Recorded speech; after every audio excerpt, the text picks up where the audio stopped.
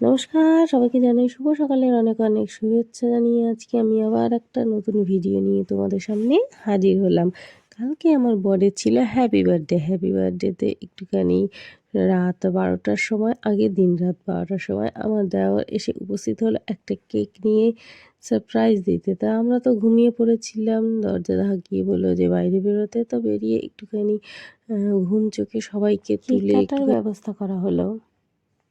সোনামা তো কিন্তু খুব খুশি ছিল যে ওর বাবার হ্যাপি বার্থডে বলে কথা। মেয়ে কিন্তু আমার ঘুমিয়ে পড়েছিল, ঘুম থেকে উঠে যে এই আনন্দে সামিল হবে সত্যি ভাবা যায় না, কারণ ও একবার ঘুমিয়ে পড়লে ওঠানো বড় মুশকিল হয়ে যায়।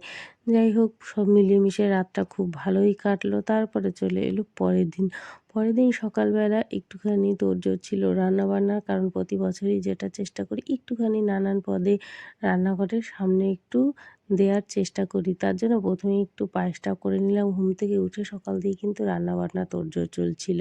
এদিকে মাছের ঝোল, মাছ, মাংস সব কিছুই করব। আর স্পেশাল যেটা করব সেটা হলো বিরিয়ানি। আর বিরিয়ানিটা করবে আমার শাশুড়ি মা।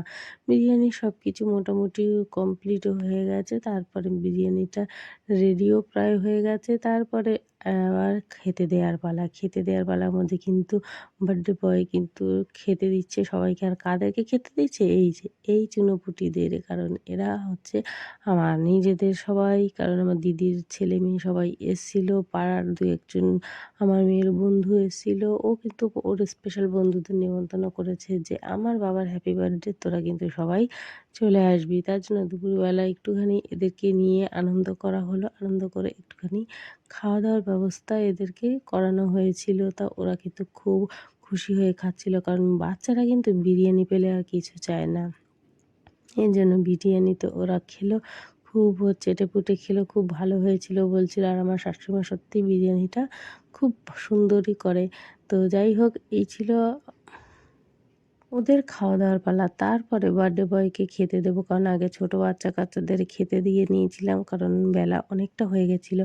তারপর আমার বরমশাইকে সুন্দর সাজিয়ে গুছিয়ে ধীরে সুস্থে মনের মতো করে খেতে দিলাম। সত্যি কাউকে যদি এরকম বাটি বাটি করে খেতে দিতে বেশ খুব ভালোই লাগে আমার, বিশেষ করে কারণ বার্থডে বলে কথা, আর এরকম সাজিয়ে সামনে পরে খেতে দেবে, সত্যি যাকে খেতে দেয় তারও নিশ্চয়ই একটু না একটু হলেও খুব ভালোই লাগে। তো এর মধ্যে ছিল ৫ রকমের ভাজা, ডাল, মাছের ঝোল, মাংস, চাটনি, পাঁপড়, আর ছিল পায়েস আর স্যালাড। এই ছিল আমার আজকের আয়োজন। তো ওকে বলেছি কিন্তু সব চেটেপুটে খেতে হবে আজকে, খুব হাত পুড়িয়ে রান্না করেছিলাম। তো এই ছিল আজকে আমার ভিডিওটা যদি ভালো লাগে অবশ্যই পাশে থেকো। আবার দেখা হবে তোমাদের মধ্যে আবার একটা নতুন ভিডিও নিয়ে।